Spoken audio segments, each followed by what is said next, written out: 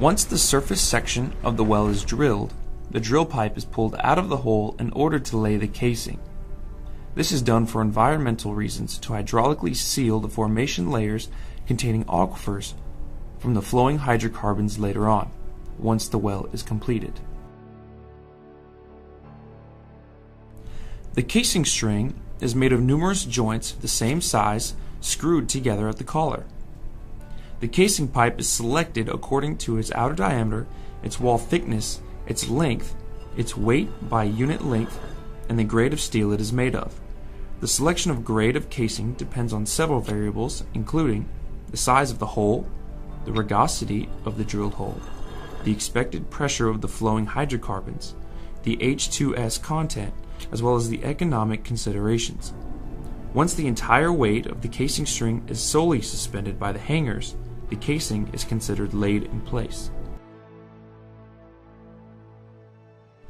In order to secure the laid casing string to the formation, cement is pumped through the casing shoe at the bottom of the well, letting the cement flow between the casing and the formation. To allow further operations in the well, the cement requires sufficient curing time.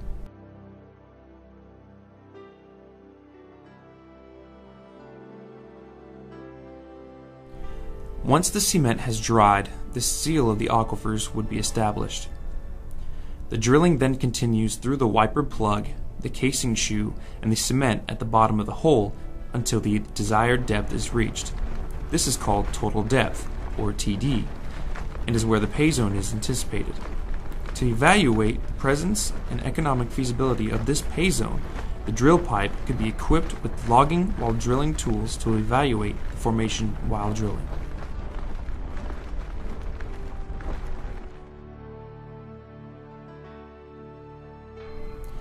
It is a common practice to lower wireline logging tools to evaluate the formation and determine the economic feasibility of the drilled well. This is done by logging the anticipated pay zone through various types of sensors to determine the key properties of the zone. After the pay zone has been determined and deemed feasible, the wall needs to be prepared to extract the discovered hydrocarbons. This process is known as the completion of a well. A common completion method requires inserting a casing string into the newly drilled open hole to prevent the borehole wall from caving prematurely during the various steps of completion. To allow further operations in the well, the cement requires sufficient curing time.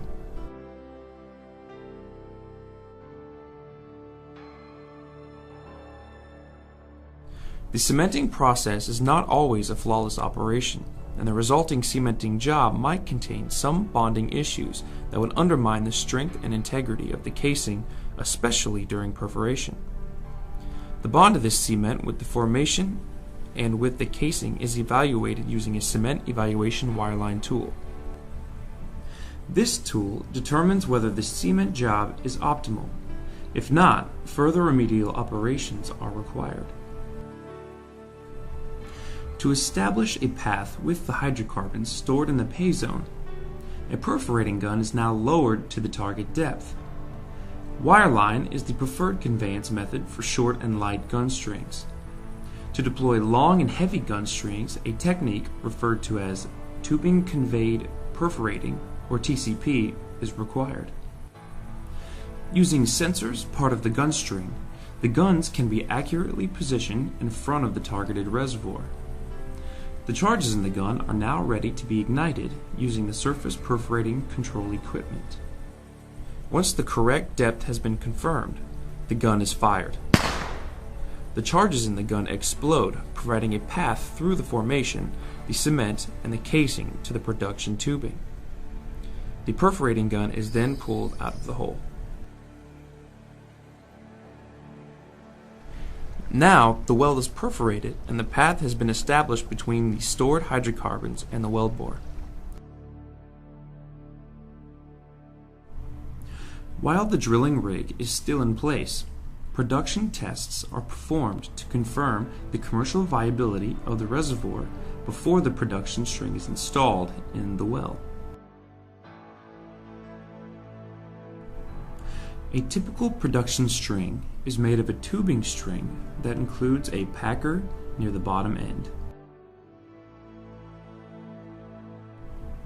The production packer is installed above the top of the perforations to ensure that the flowing hydrocarbons reach the surface only through the production tubing. Before the drilling rig is dismantled and moved away to its next location, the wellhead equipment, commonly referred to as the Christmas tree, is installed on top of the well. With the well completed, the production of hydrocarbons can begin.